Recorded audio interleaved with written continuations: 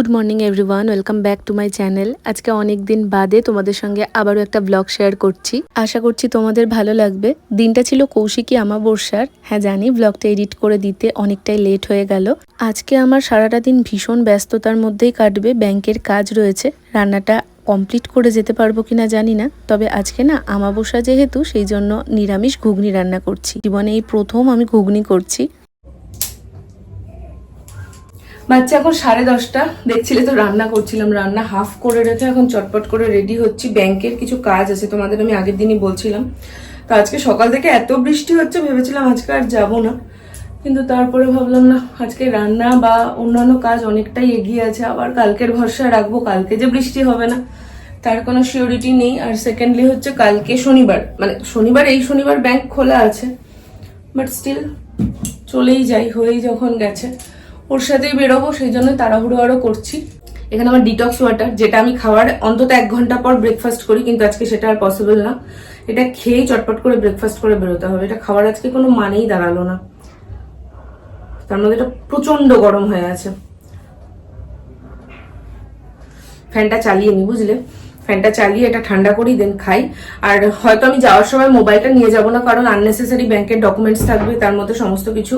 আর phone নিয়ে তো ওখানে আমি রাস্তায় ব্লগ বানাবো না, কারণ বৃষ্টি পড়ছে। তো এই ফোনটা রেখেই যাব, আমার একদম এসে আবার তোমাদের সাথে কথা হবে। চলো আমি চটপট করে নি, নাহলে দেরি হয়ে যাবে। ওর ওদিকে রেডি হতে আসলে, মানে ও স্নানে গেছে, স্নান থেকে আসলে ওকে আবার হাতে হাতে এগিয়ে দেওয়া, খাওয়ানো, সমস্ত কিছু রয়েছে।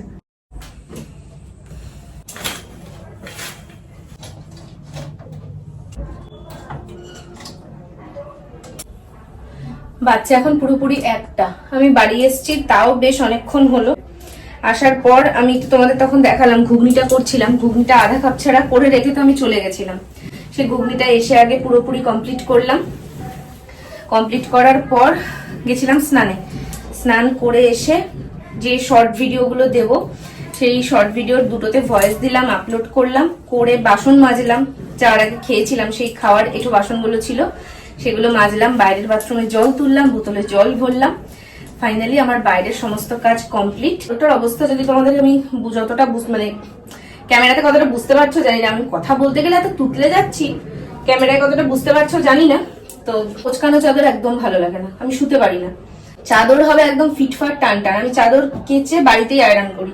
ব্যাংকের কাজ আজকে সমাপ্ত করে এসেছি। ব্যাংকের কাজ ছিল, তার সঙ্গে ছিল ইলেকট্রিক বিল দিতে হতো, দুটোই আমি করে এসেছি।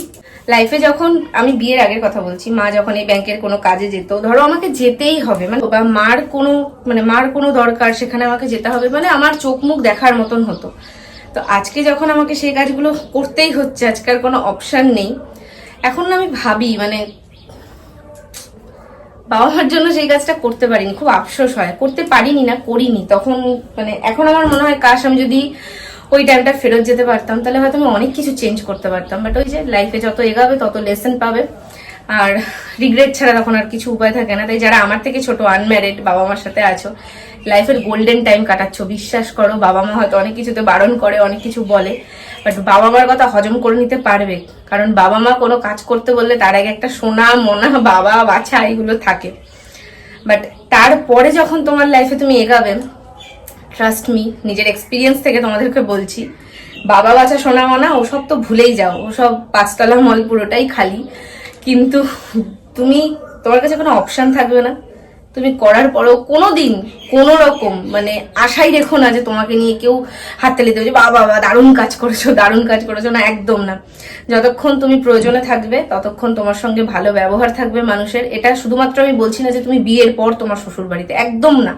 আমি বলতে চাইছি বাবা মা ছাড়া লাইফে তুমি যার সাথেই মেশো না কেন, যার সাথেই তুমি ভাবো আমার বেস্ট ফ্রেন্ড বা আমার বয়ফ্রেন্ড বা এটা আমার ফ্যামিলি বা তোমার সারাউন্ডিং এ যেই থাকুক, একমাত্র বাবা মা ছাড়া কারোর কাছ থেকে তুমি নিজে কোন রকম এক্সপেকটেশন রাখলে সেই এক্সপেকটেশন তোমার জলে যাবেই যাবে। আমি তোমাকে লিখে দিচ্ছি যাবে। মানে আমি এখন ভাবি, ওই যে বললাম বাবা মা সোনা বাছা ও সমস্ত তো বাদই দাও, কিন্তু তুমি তোমার সঙ্গে মানুষের স্বার্থ যতক্ষণ থাকবে, তোমার ওই যে বলে না, মানে খুব বাজে ভাষাই হয়তো বলা হয়ে যায়, পায়ের তলা চেটে দেবে।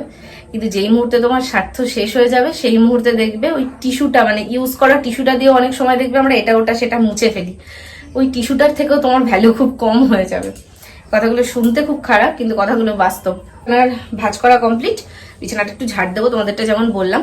আর আমি প্রচন্ড ঘামছি আজকে, কিন্তু সারাদিন ভালো বৃষ্টি হচ্ছে, এখন একটু থেমেছে। আমি যখন ব্যাংক থেকে ফিরছি তখনও বৃষ্টি হচ্ছিল, ভালো বৃষ্টি মানে হচ্ছিল তখন বৃষ্টিটা, তারপরে তো ভালোই বৃষ্টি হলো। আমি ভয়েস দেবো কি করে তাই ভাবছিলাম।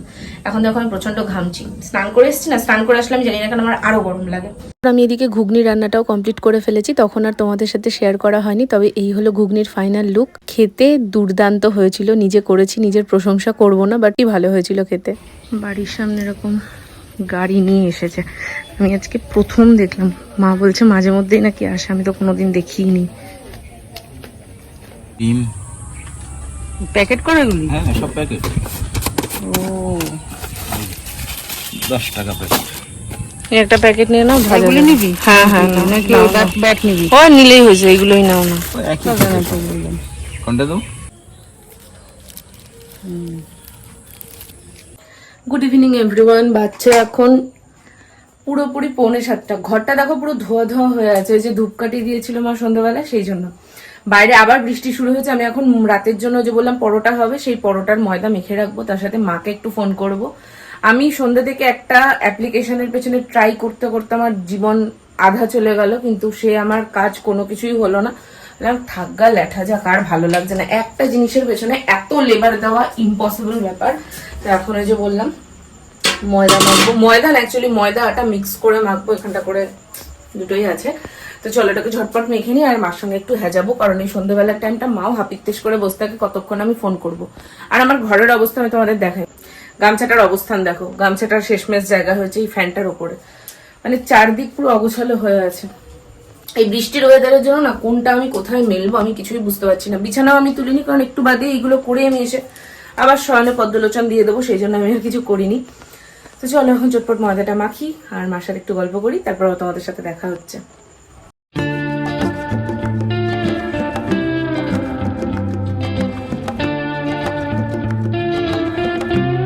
তোমাদের তো সকালেই বললাম আজকে কৌশিকী অমাবস্যা, সেই জন্য আজকে আমাদের ভাত বা রুটি এগুলো কিছু খাওয়া হবে না, লুচি বা পরোটা খাওয়া হবে। আর বিয়ের আগে থাকতেই জানো তো এরকম যেই দিনগুলো ভাত বা রুটি খাওয়া যেত না, আমার ভীষণ ভালো লাগতো। পরোটা করা কমপ্লিট করে ঘুগনিটা আর একবার গরম করেছি, আর এখন একটা পরোটা নিয়ে বসে পড়েছি খেতে। এখন বাচ্চা 9:30 মতন, জানো তো। আমাদের তো খেতে প্রায় 12টা 12:30 বেজেই যাবে, সেই জন্য এখন একটা টেস্ট করছি বলতে পারো। আর এদিকে মাকে ফোনে বলছিলাম রান্নাটা কেমন করেছি।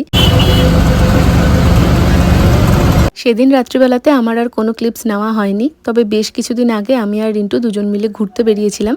ঘুরতে বেরোনোর পর আমি টুকটাক কিছু ক্লিপস নিয়েছিলাম, যেহেতু সকাল থেকে কোনো প্রপার ব্লগ বানাইনি, সেজন্য এই ক্লিপসগুলো আমার আর তোমাদের সঙ্গে শেয়ার করাই হয়নি। সেদিন আমরা দুজন মিলে যাচ্ছিলাম কল্যাণীর দিকে। আমাদের ঘুরতে যাওয়া মানেই তো বেশিরভাগ টাইম আমরা কল্যাণীতেই যাই। কল্যাণীর একটা রেস্টুরেন্টে এর আগে একদিন আমরা গেছিলাম, আর সেদিন পিৎজা খেয়েছিলাম, খুব ভালো খেতে ছিল। তো সেই জন্য আজকে ভেবেছিলাম যে ওখানেই যাব ফ্রাইড রাইস আর চিলি চিকেন খেতে, মানে এটা আমরা সেদিনকেই ডিসাইড করেছিলাম। সেই মতন আজকেও আমরা কল্যাণীর দিকেই যাচ্ছিলাম।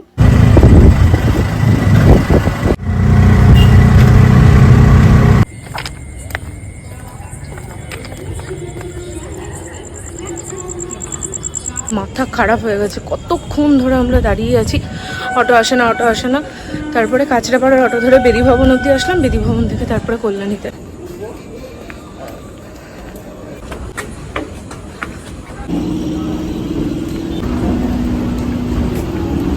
কল্যাণী এসে ওভারব্রিজ ক্রস করে আমরা চলে গেছিলাম ওপারে, আর তারপরে একদম হাঁটা পথের ডিস্টেন্সেই ছিল রেস্টুরেন্টটা। তো ওই জন্য আর টোটো বা অটো কিছুই লাগেনি। কি খাবো সেটা যেহেতু আগে থাকতে প্ল্যান করাই ছিল, ওই জন্য ওটা অর্ডার দিয়ে এখানে আমরা একটু মেনু কার্ডটা চেক করছিলাম। ব্লগটা যে কবে থেকে আমি স্টার্ট করেছি আর কবে কি আমি এন্ড করবো দুটোর কিছুই আমি জানি না। প্রত্যেকদিন যা যা করছি একটু একটু করে তোমাদের সাথে শেয়ার করছি, কারণ মিনি ব্লগ করতে গিয়ে আমার আর লংয়ের ক্লিপস না হয়।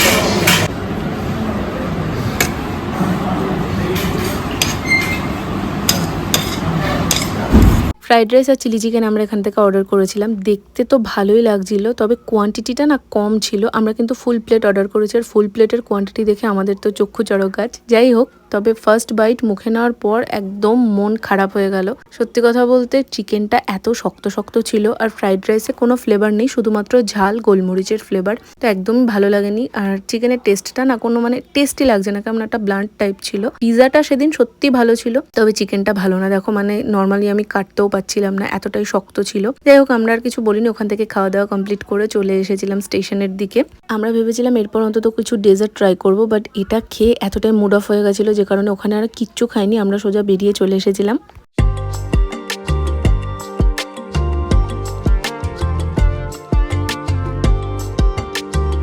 এরপর হাঁটতে হাঁটতে চলে এলাম স্টেশনের দিকে। দুজন মিলে দুটো লস্যি নিয়েছিলাম, একদম নর্মাল, কোনো ফ্লেভার ছিল না। খাওয়া দাওয়া কমপ্লিট করে এরপর অটো ধরে বাড়ি এসে এখানে একটা মুভি দেখছিলাম। আর তার সাথে চলো আজকে ব্লগটা এন্ড করি। দেখা হবে নেক্সট ভিডিওতে। টাটা।